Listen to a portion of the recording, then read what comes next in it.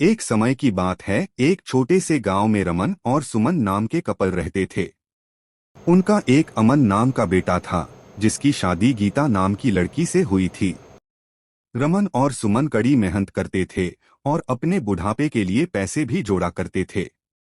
गीता बहुत लालची लड़की थी और हमेशा अपने बारे में ही सोचती थी। वह अपने लिए महंगी चीजों की डिमांड करती थी। जैसे जैसे साल बीतता गया, गीता का लालच और बढ़ता गया। वह अपने पास रखे चीजों से कभी संतुष्ट नहीं रहती थी। वह हमेशा अपने सास ससुर से महंगे तोहफे मांगा करती थी और उनके बचाए हुए पैसों में से भी कुछ हिस्सा अपने लिए मांगती थी।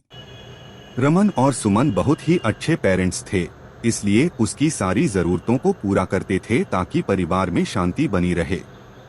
वह अपने पति अमन के ऊपर भी दबाव डालती थी कि वह अपने माँ बाप से पैसे और संपत्ति मांगे। वह बिना किसी मेहनत के बहुत ज्यादा संपत्ति इकट्ठा करना चाहती थी। एक दिन रमन और सुमन ने यह फैसला लिया कि वह गीता को सबक सिखाएंगे। वह उसे बुलाते हैं और बोलते हैं कि बेटा, हमें तुमसे कुछ जरूरी बातें करनी है।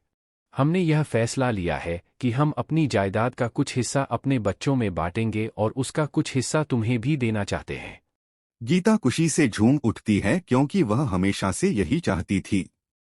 लेकिन रमन और सुमन के मन में कुछ और ही चल रहा था। उन्होंने एक पत्थरों से भरा हुआ बैग उसे दे दिया और बोला, बेटी, यह तुम्हारे हिस्से की संपत्ति है। गीता उस बैग को देखकर गुस्सा हो गई। उसने उस पत्थर से भरे हुए बैग को जमीन पर फेंका और जोर से चिल्लाते हुए बोली, मेरी मजाक उड़ाने की तुम्हारी हिम्मत कैसे हुई? मुझे पैसे चाहिए, ये पत्थर नहीं। रमन और सुमन ने शांत तरीके से उसे समझाया और बोले, गीता, सच्ची संपत्ति सिर्फ पैसे और चीजों के बारे में नहीं है। यह प्यार, दया और जो कुछ भी तुम्हारे पास है उसके लिए आभारी होने के बारे में है।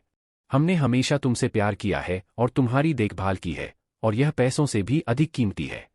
गीता को एहसास हुआ कि वह लालच में कितनी अंधी हो गई थी। उसको अपने किए गए बर्ताव के लिए पछतावा होने लगता है। उसने अपने सास और ससुर से माफी मांगी और अपने तरीके बदलने का वादा किया। उस दिन के बाद से उसमें बदलाव आया और वह एक अच्छी बहू बन गई।